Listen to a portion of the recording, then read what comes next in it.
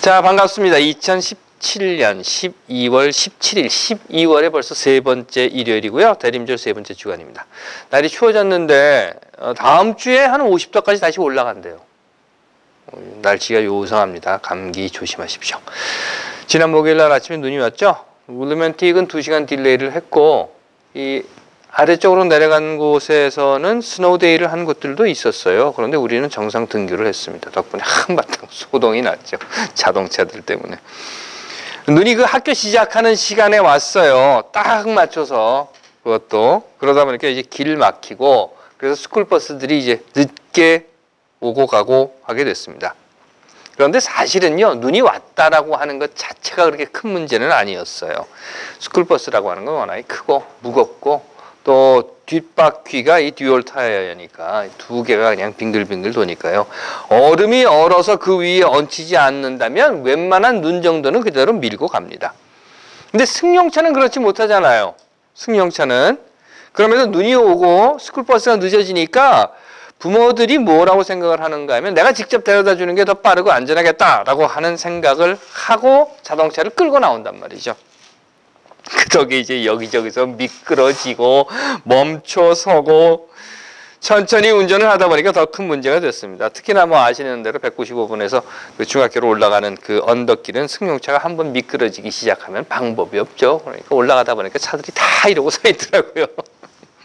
올라가긴 어떻게 올라가는데 내려올 때는 또 어떻게 하겠어요. 저도 그 시속 한 10마일로 가는 자동차 뒤를 따라가다 보니까 중학교까지는 시간 맞췄는데 초등학교는 한 15분 정도 늦었더라고요. 팁입니다. 눈이 올 때는요, 웬만하면 자동차 몰고 나오지 마세요. 안 나오시면 돼요. 정 어쩔 수 없는 상황이다 그러시면 조금 늦게 나오십시오. 어차피 일찍 나와도 길에서 막힙니다. 그러니까 도착하는 시간에는 그렇게 차이가 없어요. 또 우리는요 흔히 내가 더 잘할 수 있다라고 하는 생각을 쉽게 합니다. 그러다 보니까 물론 언제나 상황이 그럴 수는 없겠지만 전문가, 나보다 더 잘할 수 있는 사람에게 맡기는 것, 그것이 오히려 삶의 여유가 삶의 지혜가 아닌가 싶어요. 시간도 시간이지만 또 안전도 문제인 것입니다. 신호등이라고 하는 것이 있죠. 초록색, 노란색, 빨간색 이렇게 변하는 거요. 물론 화살표가 있는 곳도 있고 보행자 신호가 있기도 하고 그렇습니다. 그런데 여러분들 아십니까? 그 신호등 바뀌는 시간이 얼마나 되는지? 물론 장소 또 무슨 상황에 따라서 이걸 조정을 할 수가 있게 되어 있어요. 그래서 건널목이 길면 건너가는 시간을 좀 길게 하고 짧으면 짧고 사람이 많으면 또는 사람이 적으면 또는 어느 방향으로 가느냐 하는 거에 따라서 조정이 됩니다. 예를 들어서 여기 올라오시는 195번하고 32번 이렇게 만나는 데 있잖아요. 거기 보면 좌회전 신호가 있고 직진 신호가 있습니다. 그런데 좌회전 신호는요, 대략 한 15초에서 20초예요. 직진 신호는 한 50초 정도 되고요. 신호 대기를 하고 있으면서 왜 안 바뀌어? 라고 이야기를 하고 생각을 하시지만 사실 이게 15초예요. 길어봐야 50초. 그런가 하면 학교 앞에 여기 있지 않습니까? 여기는요, 짧을 때는 25초, 길면 한 40초 정도 됩니다. 그렇기 때문에 우리가 사는 이 동네는요, 신호 대기 시간이 아무리 길어봐야 60초를 넘는 곳이 없어요. 전체적으로 보시면 25초에서 한 50초 정도라고 보시면 돼요. 제가 스쿨버스 운전을 하지 않습니까? 그러니까 스쿨버스가 높죠, 이렇게. 그래서 신호 대기에 서면 옆에 승용차들이 섰을 경우에 운전석이 보여요. 운전자가 보여요. 물론 얼굴은 안 보이고 이렇게만 보이니까 보이는데 거의 대부분 저하고 같이 신호 대기 이렇게 딱 쓰면 아이들은 뭐 말할 것도 없고요. 심지어는 어른들도 뭐 하는 줄 아십니까? 여러분들 예상하신 그대로입니다. 전부 다 이러고 있는 거예요. 그 25초 안에 야, 참 제주들도 좋다 하고 생각이 들기는 하지만 와, 그 25초에서 50초 사이에 이러고 있습니다. 글쎄요, 여러분들은 뭘 하십니까? 신호 기다리는 동안에, 아니 꼭 신호 기다리는 그 시간이 아니더라도 무언가 기다리는 동안에 여러분들은 무엇을 하십니까? 대림절 셋째 주간이죠. 대림절은 기다리는 시간이라고 했습니다. 기다림의 시간. 현대판 탈무드에 나오는 이야기인데요. 이런 얘기가 있어요. 어떤 랍비가 있었답니다. 평생 모든 것을 다 바쳐서 하나님을 섬기는 성전 봉사를 했다고 해요. 그리고 이제 곧 은퇴할 때가 되었습니다. 돌아보니까 아무것도 가진 것도 없고 모아놓은 것도 없더랍니다. 그래서 고민을 하는 거예요. 야, 이제 내가 좀 있으면 은퇴하게 되는데 이거 어떻게 뭘 가지고 먹고 살고. 그러다 기도를 합니다. 그러면서 하나님, 제가 지금까지 충심으로 하나님을 섬겼잖아요. 이제 가진 건 모두 그거 다 내놓고 하나님을 섬기고 은퇴할 때가 되었는데 보니까 제가 가진 것도 없고 모은 것도 없습니다.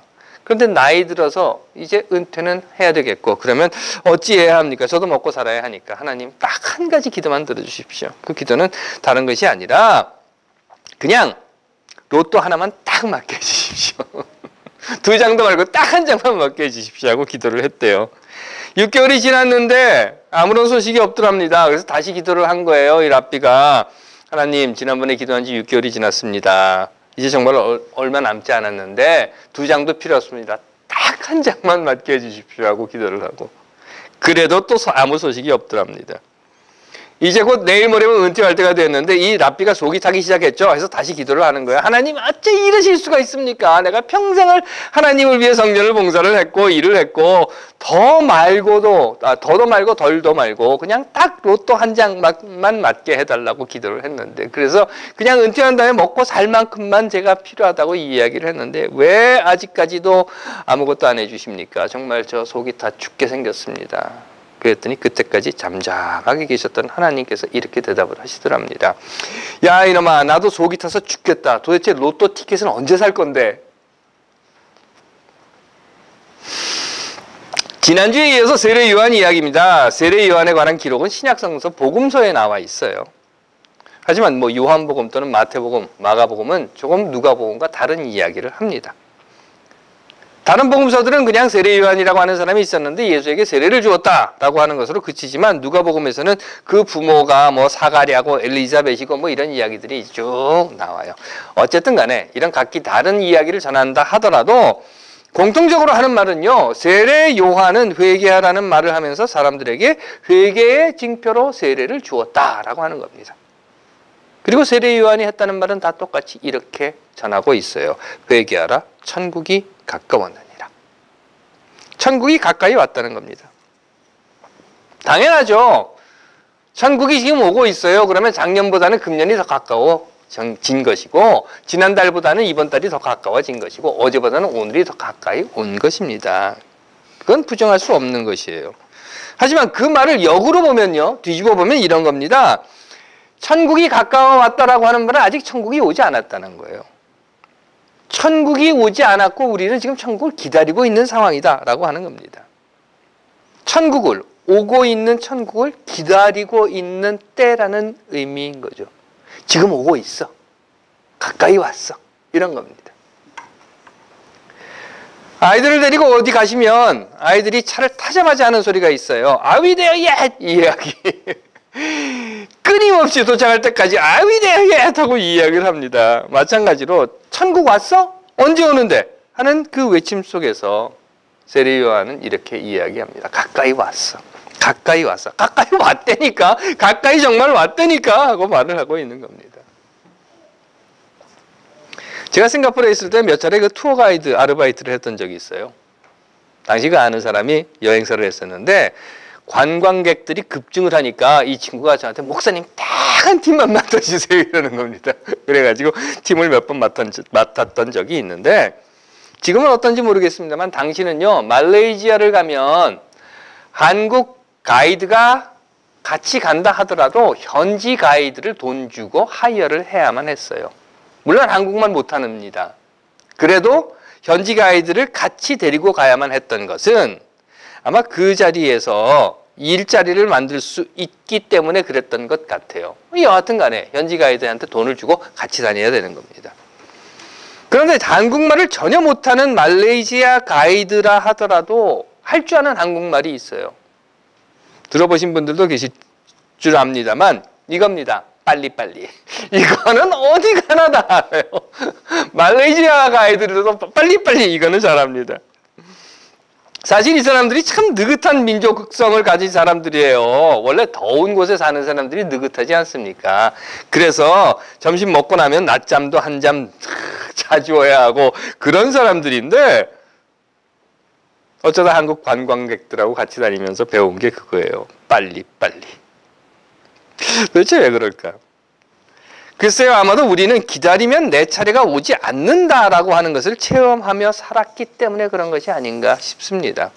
그러다 보니까 새치기를 해서라도 빨리빨리라고 했던 거죠.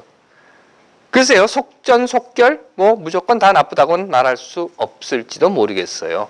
하지만 그렇게 빨리라고 하는 것 속에서 기다림이라고 하는 것에 익숙하지 않았고, 그러다 보니까 기다리는 동안 무엇을 해야 할지 배우지 못했던 것이 아닌가 싶습니다. 기다리는 동안 무엇인가를 해야 합니다. 우리는. 그리고 그 무언가는 우리가 기다리는 것에 따라 달라져야 합니다. 제 버스를 타는 꼬맹이 중에요, 제임스라고 하는 아이가 있어요. 이 녀석은 버스를 타면 일단 백팩에 들어있는 걸 다 꺼냅니다. 이렇게 메고 타잖아요. 다 꺼내는 거예요. 버스를 타고 학교까지 가면서 뭔가를 하기 위해서 그런 거죠. 이 아이가 버스를 타는 시간이 8시 11분이고 학교에 내려주는 시간이 8시 36분입니다. 그러니까 25분 걸리는 거예요. 이 25분 동안 얘는 버스 안에서 뭐를 해야 돼요? 책을 꺼내기도 하고 장난감을 꺼내기도 하고 좋죠. 학교까지 가는 그 동안에 버스 안에서 뭔가를 한다라고 하는 것. 좋습니다. 그런데 문제는요. 학교에 도착해서도 뭔가를 계속하고 있다는 거예요. 그러다 보니까 학교에 도착해서 다른 아이들이 이제 막 내리고 있는데 그때서 백팩에다 이제 다시 그걸 꾸겨 넣고 있는 겁니다. 이러고. 제가 Hey James, let's go 하면 그때서 이제 백팩 열고 거기다가 막 챙겨 넣습니다. 특히나 요즘같이 겨울에는요. 아이들이 뭘 많이 가지고 다녀요. 겨울이고 눈이 왔고 그러니까 리세스 시간에 밖에 나가서 놀려면 스노우 부츠 있어야죠. 스노우 팬츠 있어야죠. 모자에다 장갑에다가 많잖아요. 그걸 다 꺼내가지고 한바탕 벌려놨다가 나중에 그거를 막 집어넣는 겁니다. 그리고 학교에 도착을 했고 아이들은 막 내리고 마음은 급하고 그러니까 어떻게 해요? 백팩에다 집어넣다가 한 반쯤 집어넣고 백팩 이렇게 열린 상태로 한 손에 부스 들고 한 손에 스노우 팬츠 질질질 끌고 가면서 부스 한 짝, 장갑 한쪽 여기다 이제 줄줄 흘리고 그리고 그냥 가버리는 겁니다. 글쎄요, 학교에 도착할 때까지 무언가 하기는 했는데 그 기다림 동안 내릴 준비는 안 한 거예요. 맞습니다. 우리는 기다리는 동안 무언가를 해야 합니다. 그리고 그 무언가는 앞에서 말씀드린 것처럼 우리가 기다리는 것이 무엇인가에 따라서 달라져야 한다는 겁니다. 로또 당첨을 기다리십니까? 그러면 로또 티켓을 사셔야 되는 거예요. 태어날 아이를 기다리십니까? 그러면 아이가 사용할 옷이든 침대든 우유병이든 이런 것들을 준비해야 하는 겁니다. 버스를 기다리는 사람은 버스가 오면 탈 준비를 하고 있어야 되는 거예요. 마찬가지로 학교에 도착해서 내릴 때를 준비해야 하는 아이는 미리 다 가방 속에 집어넣어 놔야 한다는 겁니다. 더하여서 민주주의를 기다리면 투표를 해야 할 것이고요. 정의를 기다리면 불의에 항거해야 하는 것이고 친일과 독재, 적폐, 청산을 기다리면 적폐, 청산을 하고자 하는 문재인 정부의 힘을 모아주어야 할 것입니다. 해서 세례 요한은 이렇게 말해요. 천국이 가까이 왔다. 너희가 지금 기다리고 있는 게 천국이잖아. 그 기다리는 천국이 가까이 왔어. 지금 오고 있거든. 점점 가까이 온단 말이야. 그러니까 천국을 기다리는 동안 너희들이 뭔가 해야 돼. 그런데 그 해야 될 게 뭔가 하면 회개야. 라고 이야기하고 있는 겁니다. 천국을 기다리면 회개해야 한다. 그렇다면 회개가 도대체 뭔가 하는 거예요. 회개. 메타노에로라고 하는 단어인데요. 원래 교회에서 사용되었던 단어는 아닙니다. 유목민족들이 가지고 있었던 단어의 합성이라고 해요. 그런데 이 뜻은요. 발걸음을 돌린다라고 하는 겁니다. 이렇게 가다가 발걸음을 이렇게 돌리는 거예요. 나는 회개합니다. 잘못했습니다. 용서해 주십시오. 회개합니다. 사죄합니다. 한 번만 봐주십시오. 무릎 탁 꿇고 그냥 큰 절을 올리면서 회초리로 때려주십시오.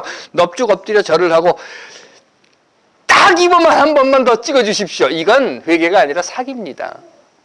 그래서 찍어주니까 뭐 했어요? 결국 새누리당에서 자유한국당 만들고 말았죠. 회개는 그렇게 하는 게 아니에요. 회개는 발걸음을 돌리는 겁니다. 삶의 발걸음을. 친일에서 항일로 삶의 발걸음을 돌리는 것이 회개고, 독재로부터 민주로, 억압으로부터 자유로, 차별로부터 평등으로, 불의로부터 정의로, 폭력으로부터 화해로, 분쟁으로부터 평화로, 그리고 분단으로부터 통일로, 자유한국당으로부터 더불어민주당으로. 글쎄요, 꼭 이건 그런 것 같지는 않아요. 여하튼 간에 자유한국당으로부터 적폐로부터 발걸음을 돌리는 것, 그것이 회개라고 말할 수는 있을 것입니다. 돌리는 것, 내 삶의 걸음을 돌리는 것이 회개입니다. 하나님께서 사랑하시는 여러분, 우리는 어떻습니까? 대림절 셋째 주간이죠. 그리스도를 기다리는 기다림의 시간이라고 했습니다. 이 기다림의 시간에 우리가 기다리며 해야 할 일, 그건 무엇일까?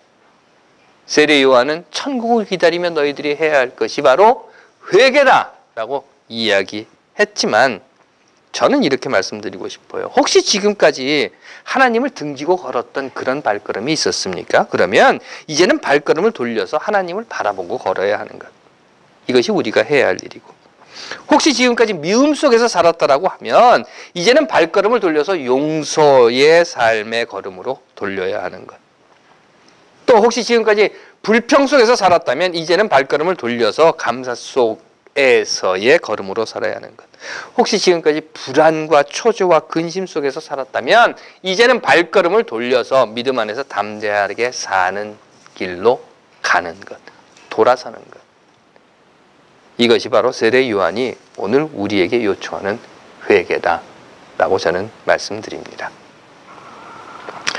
하나님께서 사랑하시는 여러분, 잘못된 길로 가고 있다면 돌아섭시다. 돌아서야죠. 그것이 우리에게 들려주시는 음성이고, 그리할 때에 하나님께서 여러분들의 삶 위에 평화와 기쁨, 또 새 힘과 희망, 그리고 세상을 살아가기 위한 사랑으로 함께 하실 것을 저는 믿는 것입니다. 다시 한번 여러분들께 말씀드립니다. 하나님께서 사랑하시는 여러분, 대림절 셋째 주간, 여러분들은 이 기다림의 시간 동안 무엇을 하시겠습니까? 기도하겠습니다. 하나님, 우리가 잘못된 길을 갈 때 우리의 발걸음을 돌리는 그 일을 주저하지 않게 하옵소서. 아멘.